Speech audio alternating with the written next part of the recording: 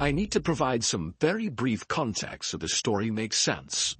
I go to a public university in California. It's part of the UC system. Some UCs like UCLA and Berkeley and Santa Barbara are much bigger, while others like mine are much smaller.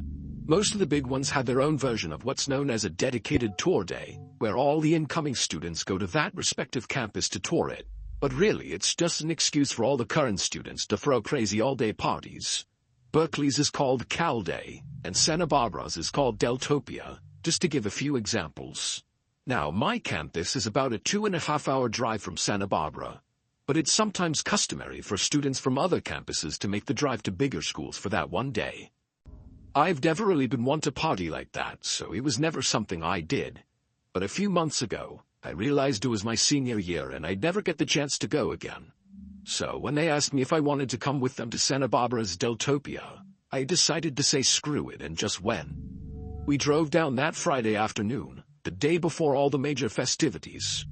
The car was completely packed out. Hunter was driving, and the other friends joining us were Damon, Benjamin, and Armand. We're all above 6 feet tall, so the journey was painfully cramped, but it went by quickly with some good conversation and music. Once we got to Isla Vista, we spent the better part of an hour looking for parking with no luck. I'm not exaggerating about the parking situation. That's how popular Deltopia is. Just as we were about to give up, Hunter activated his charm and convinced a sorority girl to let us park in her designated spot. We all got a good chuckle out of that. So everything was going according to plan. Hunter's sister's a junior at UCSB, and she agreed to let us all crash on the floor of her apartment. That might sound a little ratchet to some, but during Deltopia, having a place to sleep is practically a golden ticket. Her and all of her roommates were super chill, so we decided to party with them that night, even though Deltopia technically didn't start until the next morning. There's one more thing I have to mention. Hunter is a really friendly guy, and because of that, a ton of people know him. He has this one friend named Amir who's a little problematic. I'm using the word friends pretty generously here. Amir is one of those guys who clings to social circles without ever really being a part of them. He's insecure, loud, oblivious, constantly seeking validation, and somehow makes every conversation about himself. And before you call me out for gossiping, Amir has done a lot of messed up stuff to my friends and I in the past, so I've earned the right. Amir had mentioned to Hunter a while back that he was also going to Deltopia. There was never any real conversation about where he'd be staying or who he was going with. He wasn't part of our plan, and none of us had brought him up on the drive down. About an hour after the crew settled into Hunter's sister's place, we decided to make an alcohol run for ourselves and her roommates. As the 5 of us were leaving the liquor store with our purchases, who do we see but Amir, just standing there on the curb with his hands in his pockets. No one said anything. We just kept walking towards the apartment, and he sort of fell in step with us like he'd been there the entire time. The first thing out of Amir's mouth once we were a few blocks away from the store was, "Why are you guys so surprised to see me?" Was this kid brain dead? Of course we were surprised to see him. There was never any plan to meet up with Amir, let alone hang out with him. And as far as any of us knew, Hunter hadn't even told him where we were staying. We all kind of ignored him and just kept walking, unsure of how this was going to play out. Things immediately escalated once we got back to the apartment. Amir asked if he could use the bathroom at our apartment, and then ran ahead of us when Hunter reluctantly agreed. When Hunter's sister answered the door, Amir walked right up to her and said, "I'm staying here," before stepping past her without waiting for a response. She obviously didn't know who Amir was, but just assumed he was part of our group. When Hunter realized Amir had lied to his sister, he was livid. I could go into extreme detail about what happened first, but here's all you need to know. Hunter told him straight up he had to leave, that he wasn't welcome there, and that lying to his sister was crossing a line. Amir didn't go quietly. He stood outside the door for another 20 minutes trying to argue his way back in. Hunter's not the guy you want to mess around with, so Amir eventually took the hint and left. We got wasted after that, and admittedly, Amir was all any of us could talk about. We realized later that night that Hunter had been sharing his iPhone location with Amir, meaning Amir had stalked us to the apartment. But anyway, the next day was a blast. Deltopia certainly lived up to the hype. Most of the shenanigans were done by late afternoon, so we met up with 5 of our other friends, and the 10 of us found ourselves chilling back at Hunter's sister's apartment. We filled the rest of the guys in about the Amir situation, and they found it just as odd as we did. One of our other friends, Rylan, said he was pretty sure he had Amir's location. He immediately checked it, and his jaw actually dropped. He turned the phone towards us, and I swear to God, the little blue dot was showing up basically on top of us. As soon as we mentioned it, though, the dot started moving away quickly, like Amir had been spying on us from a car and was now driving away. It was bizarre. Him showing up a second time was borderline psychotic, especially after Hunter had explained to him why he wasn't welcome there. We probably should have taken the whole thing more seriously than we did. That behavior was extreme, even for Amir. Instead, we all just laughed about his weird obsessiveness and continued partying. That night, after we had all crashed, I woke up randomly sometime well after midnight. I barely had time to process my surroundings when I heard glass shattering from somewhere deeper in the apartment. I shot up off the floor, looking around to see if anyone else was awake. No one was. Probably because everyone had gone to sleep completely wasted. I realized pretty quickly that no one else had heard it, and if someone had broken in, I was the only one who could do anything about it. I didn't have a weapon or anything, so I just grabbed an empty wine bottle off the floor, took a deep breath, and started creeping toward the noise. My heart was pounding. When I entered the living room, I saw the sliding door that led to the balcony had been completely shattered. A huge rock sat in the middle of the floor, surrounded by glinting shards of glass. I didn't need convincing. I knew Amir was behind it. I went to go wake my friends up, when, out of the corner of my eye, I saw a closet door handle jiggle a little. I froze, more scared than I had been just moments before. I didn't think Amir had the guts to go beyond destroying property, and the thought that he had broken into the apartment terrified me. I was just about to yank the closet door open, when my better judgment forced me not to. Instead, I snuffed back to the bedroom, woke Hunter up, and told him to back me up. The 2 of us walked towards the living room, but by the time we got there, the closet door was wide open. I looked around frantically, but I didn't see him. That's when Hunter reached into the closet and pulled out this massive kitchen knife. I stared in shock. Amir had literally been standing behind the door with a knife, probably intending to injure me. He could have literally ended my life had I opened that closet door. That was the most horrifying moment of my life. Hunter and I woke the rest of the house up, and we did a sweep to be 100% sure that Amir was nowhere in the apartment. We obviously got the police involved, but all that really came of that was just getting a police report. They told us property tends to get destroyed during Deltopia, and we were one of the many victims. Before you ask, Amir had stopped sharing his location with Rylan, so we couldn't even show the police that. We had to leave the next morning. Hunter was freaked out about leaving his sister and her roommates there, especially knowing that Amir had managed to sneak in there once already. Before we got in the car, he pulled out his phone and typed out this massive paragraph to Amir. I'm not gonna air it out here, but you can guess what was said. The message never delivered, though. Amir had already blocked him. We all pulled out our phones and realized we had all been blocked too. Over the next few weeks, none of us heard from him. It was like he had fallen off the map completely. I still can't wrap my head around all of this. As aggressive as Amir often pretends to be, he doesn't have a history of violence. In fact, I've always thought of him as a little passive. He knows where all of us live, so I'm still worried, even while writing this out, that he's gonna do something drastic. I'll send an update should something happen.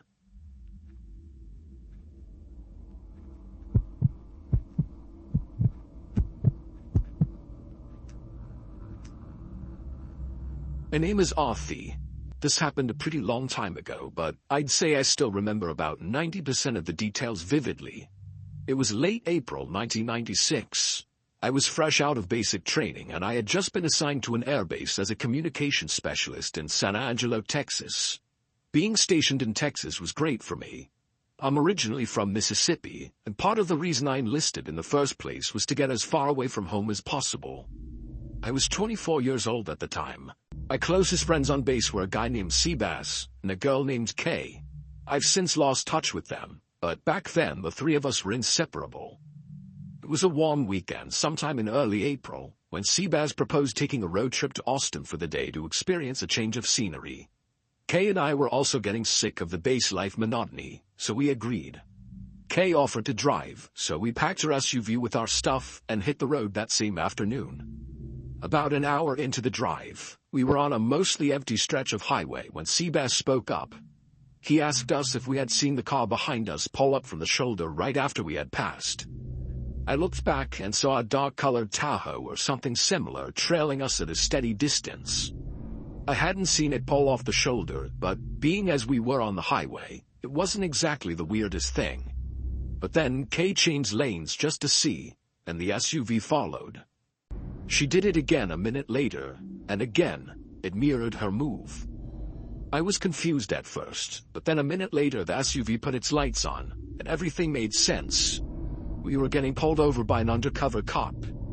Kay pulled over, and I watched as the cop pulled over behind us. I'm a pretty observant person. Processing information quickly is something I was quite literally trained to do. So I instantly realized something was off. The guy who stepped out didn't look like any cop I'd ever seen. He was wearing all black tactical gear, but nothing on him that said police. The only thing even remotely official looking about his uniform was a patch on his arm that said something I couldn't read. He didn't behave like a normal officer either.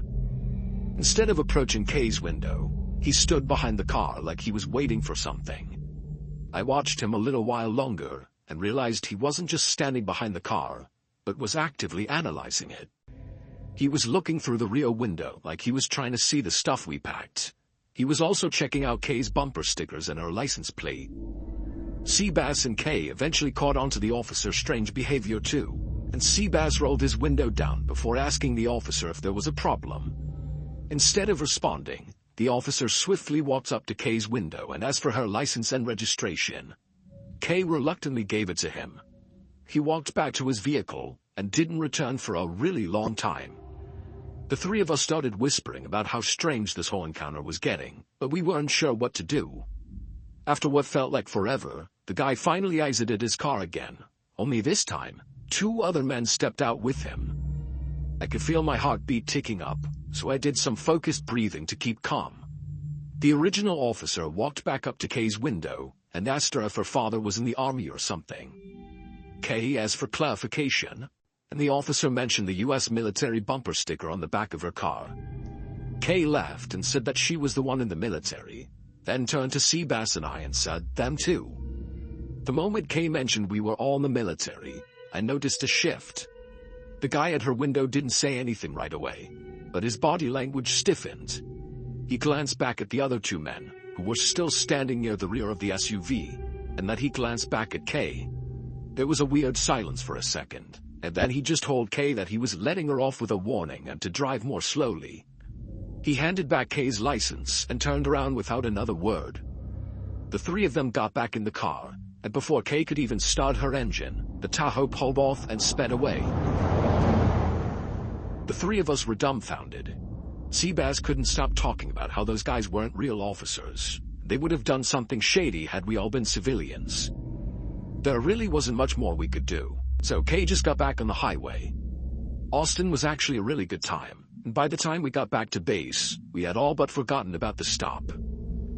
It wasn't until about a week later that I was reminded of it. I was sitting in the rec room watching the local news with Seabass, when a story came on that made me freeze up. Apparently, a man and woman had been found dead in a ditch along a stretch of highway just outside of San Angelo. According to the reporter, the victims had been robbed and murdered, and investigators believe they were dumped there the night before. What really got me, though, was the next part. The vehicle found abandoned near the scene was a black Tahoe. Police confirmed it had been reported stolen months earlier, several states away. Seabass and I instantly went to find Kay, and the 3 of us agreed we had to tell the police about what we had seen. We told the police everything, and part of me felt a surge of guilt for not telling them sooner. Even to this day, I still think about how Kay's bumper sticker may have saved our lives that day. I can't help but think about how easily it could have been us in that ditch had we not been military.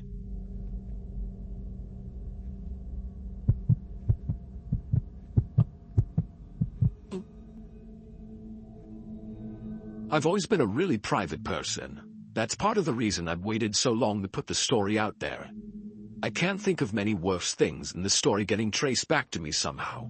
But I was recently thinking about how it would be a shame to leave this earth without circulating it. So here it goes. I just want people to know that I'm really stepping out of my comfort zone doing this. About 10 years ago, I was on a solo road trip from West Patterson, New Jersey to Fort Worth, Texas. I was on the way to visit my parents, whom I hadn't seen in a while.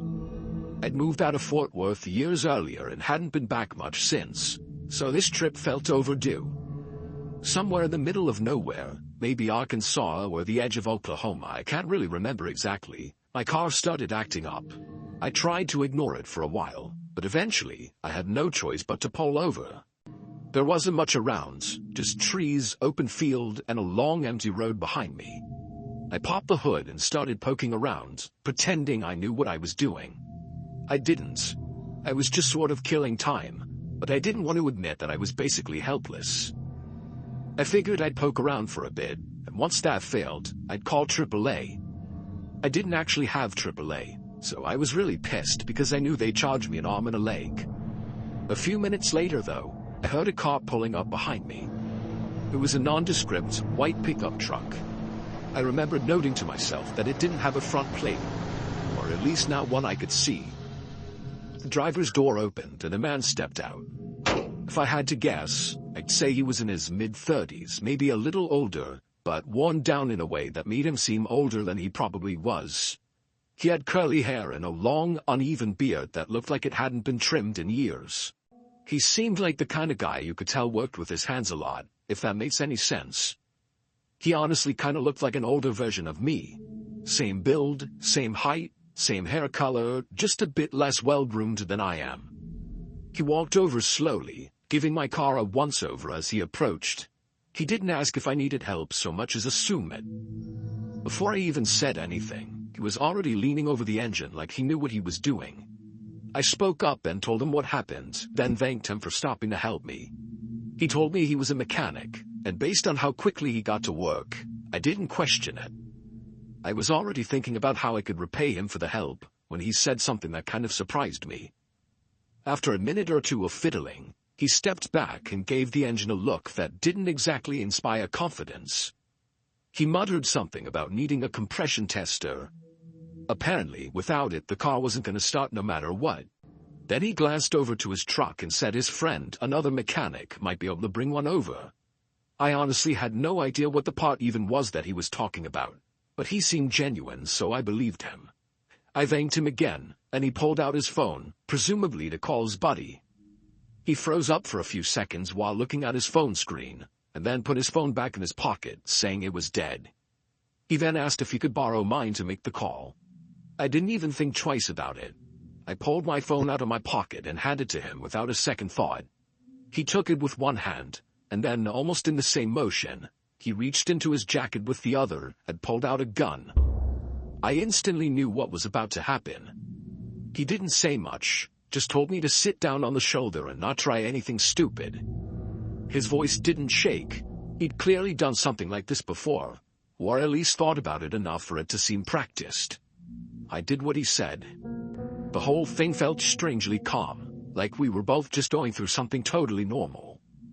He rifled through my pockets and took my wallet, my backpack from the passenger seat, and even had me show him the password to my phone. Then he drove off, and that was that. I had literally just been robbed on the side of the road. I know I'm speaking about it calmly now, but you best believe I was livid at the time. I don't think even now I've ever been more angry in my life. Unfortunately, there's more to this story. Much more. I'm not going to get into too much detail, but someone eventually did stop and help me. After getting my car started, they were even nice enough to give me directions all the way to my parents' house so I could do it without my phone. I made it to Fort Worth later that night, and given the circumstances, my visit with my parents was actually really nice. The next few weeks were a blur of canceling cards, replacing IDs, updating passwords, and basically recovering everything I'd lost. It was annoying and time-consuming, but I eventually squared away as much as I possibly could, and I got on with my life. Fast forward like 6 months, and that's when things started to hit the fan. One day, I got a letter in the mail from some bank I didn't recognize.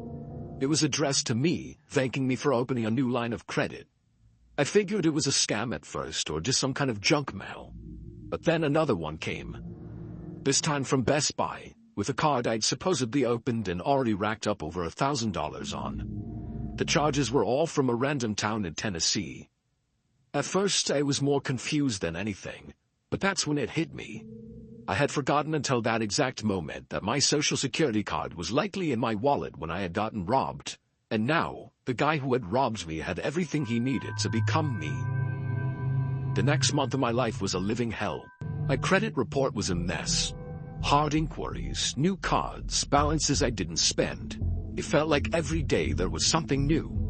If any of you have dealt with identity theft, you know how hopeless it can seem.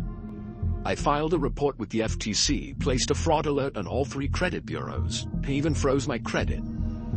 I went to the police and gave them everything I had, but without a name or a license plate, they apparently couldn't do a thing. I filed a formal report anyway, just to have a paper trail. I even called the local police departments in each of the towns where fraud had occurred. I followed every step you're supposed to follow, but somehow it wasn't enough. Things kept escalating. Whoever was stealing my identity was being extremely cautious about it. A few weeks later, I got a call from my health insurance provider. Someone had received emergency care under my name at a hospital in Georgia. It wasn't just a billing issue. There were now records in my file that didn't belong to me. Stuff that could actually screw me over if I ever landed in the hospital and couldn't speak for myself. I obviously reported everything to the police again, but that was the last straw for me. I decided to take matters into my own hands.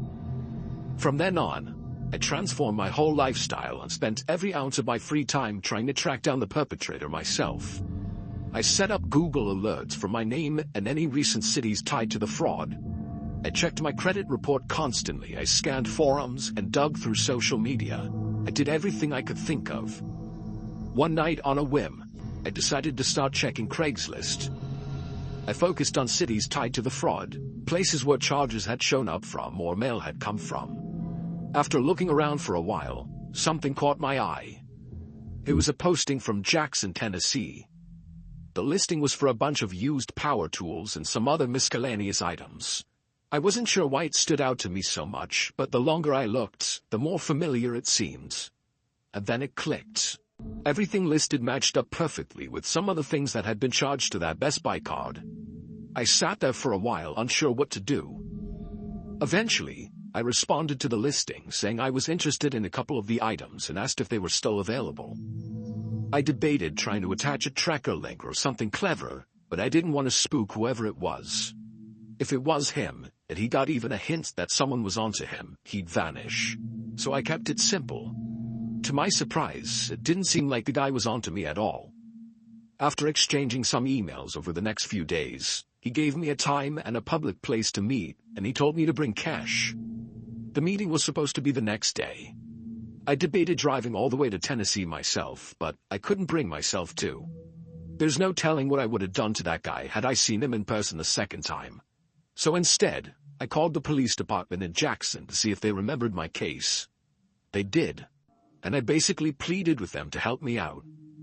I gave them everything I had and damn near prayed. By some miracle, they told me the details lined up just well enough for it to be worthwhile. They said they'd at least talk to him and see if there was any information they could get out of him. The next day, after a little back and forth, I got the guy to tell me he was driving a red pickup truck. I communicated that with the police and waited.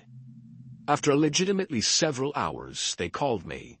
When they told me what had happened, I wanted to drop on my knees, I swear on my life.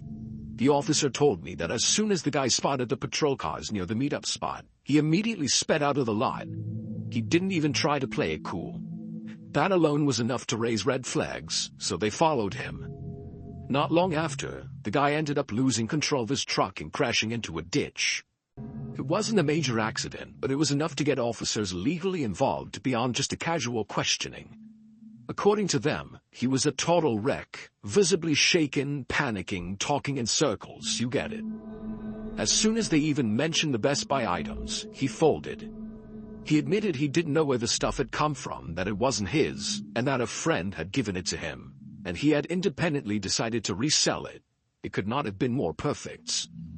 The guy ratted out his friends, and with his cooperation, the police were able to acquire enough evidence to arrest the real perp. I have never felt more relief in my life. Like I said earlier, I'm not trying to have this traced back to me, so I'm gonna keep things vague from here on out. I will say this much though, the guy who robbed me wasn't acting alone. Turns out, there were 3 of them total. The craziest part is that I wasn't the only victim. From what I was told, they'd been targeting travelers and isolated drivers up and down a few different interstate corridors, mostly in the south. Eventually, all 3 of them were caught, charged, and put in jail. I'm not going to say much more than that, but what I will say is, justice was served.